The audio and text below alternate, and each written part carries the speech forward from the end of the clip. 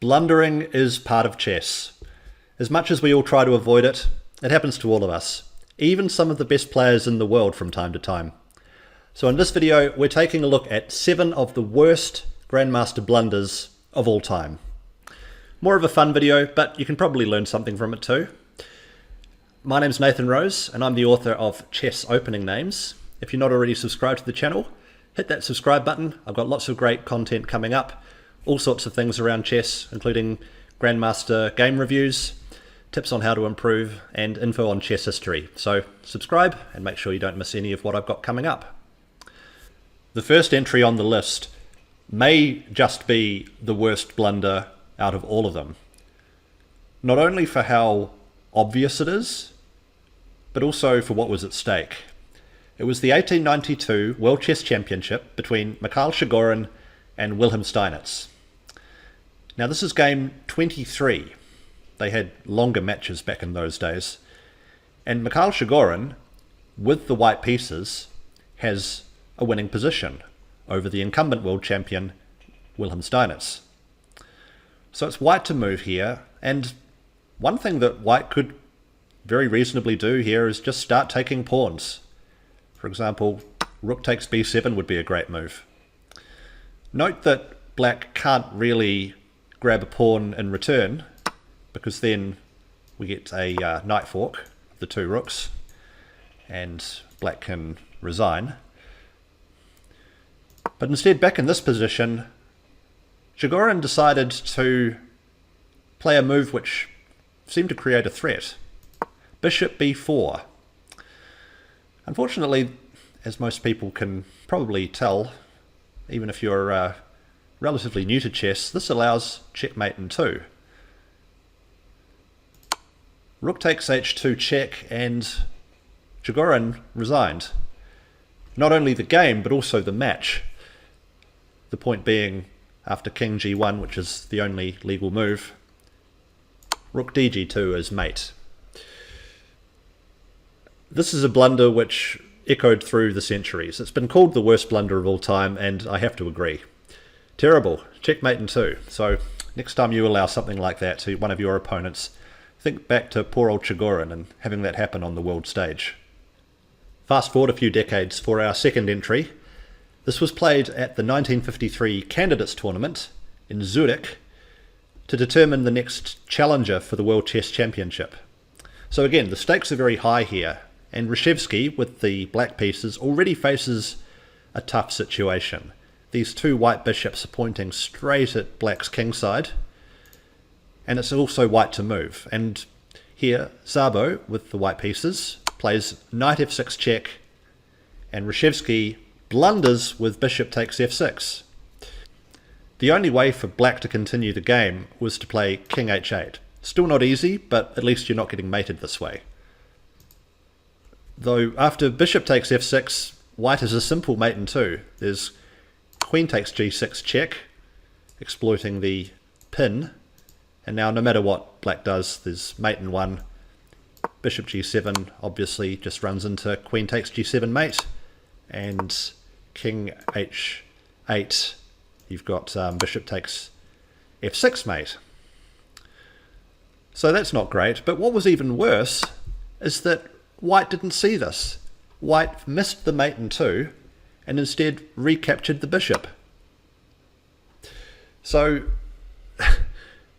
first of all, allowing mate in 2 and then the other player missing mate in 2 is a very rare case of a double blunder at this level.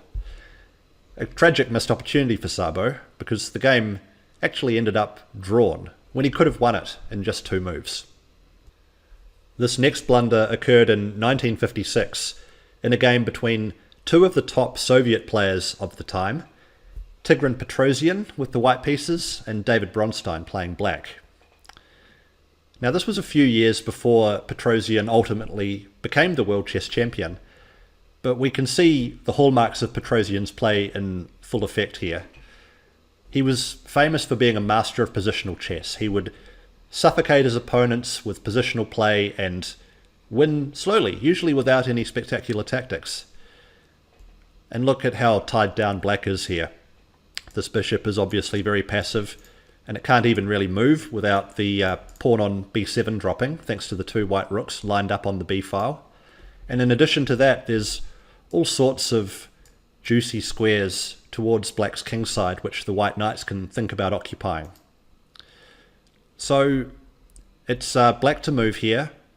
Black plays knight f5, trying to bring a piece back towards the defense of his king, knowing that the threats are incoming. And so Petrosian continued with his plan, knight g5, bringing the knight to a good attacking square toward the black king. But this overlooks something pretty important, right? The white queen was hanging. Knight takes d6, played in the game, and Petrosian resigned, probably with a fair degree of embarrassment. Jan-Hein Donner wrote that this was unprecedented to his knowledge, for someone to leave the queen hanging at this level. We did see the checkmate in two examples in the last two blunders in this video, but to forget about the queen, baffling. The next blunder occurred in 1993 at the Vaikanzee tournament, and with the black pieces we've got the legendary Anatoly Karpov, the undisputed world chess champion from 1975 to 1985, and the great rival of Garry Kasparov for much of the 80s and 90s. But even Karpov could have a bad day. And it happened very early on in the game. On the 11th move, Karpov played bishop d6, which allows a simple tactic, which maybe you want to try and find. Pause the video if you need more time. Here's a hint. Loose pieces drop off.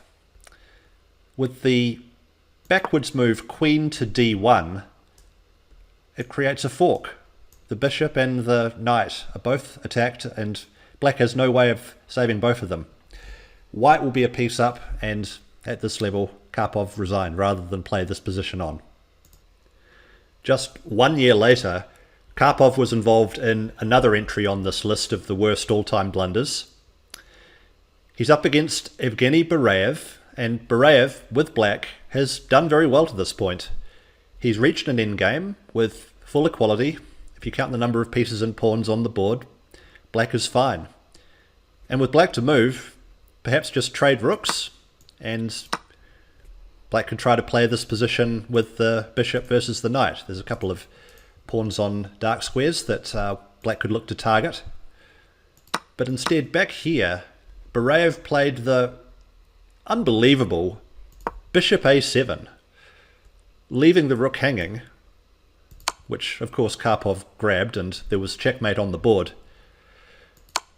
It's hard to justify this move on any level, strategically, positionally. I mean, I just don't even know what he was thinking in this case. Perhaps he was stressed out, perhaps he just had one of those cases of board blindness. So the next time you leave something hanging and it looks obvious, just remember this example and how it can even happen to world elite grandmasters. So the next entry on our list again features one of the world chess champions. This time it's Vladimir Kramnik with the black pieces. And Kramnik's up against Deep Fritz, which is actually a computer. And back in 2006, when this game was played, human versus computer chess games still held interest. These days, of course, there would be no point because the computers have become too strong. But in this position, it's difficult for Kramnik, we must admit.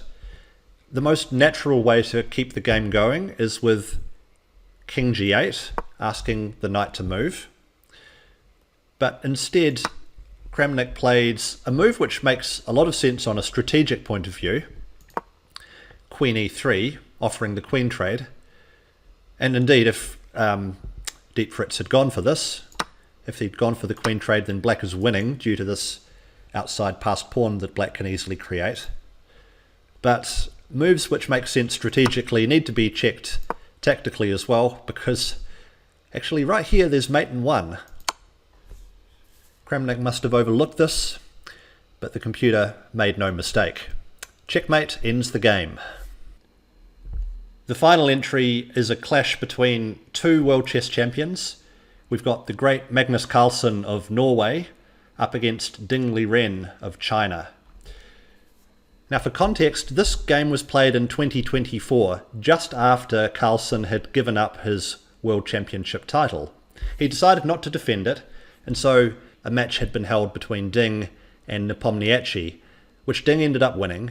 So Ding's the new World Chess Champion, and he's up against the former World Champion, and also the man who most considered to be still the strongest player in the world. So let's see how the game finished. It's already difficult for Ding here. The white queen is very well placed, and we've got the strongly placed light squared bishop also cutting off an important escape square for the black king. And the only way for Ding to continue the game here is with the move h6. Not a move you want to play because it seems to create so many light square weaknesses, but in this case it was necessary. Instead, Ding played rook b2, trying to be active, I suppose, but missing the elementary tactic, queen takes h7 check. A queen sacrifice which I gave a double exclam, but at this level this is as basic as 1 + 1 = 2. The point is that if the king takes the queen, then rook h4 is terminal. The pawn guards g6 and the bishop guards g8. The black king is mated. So that shows how terribly out of form Ding was at the time.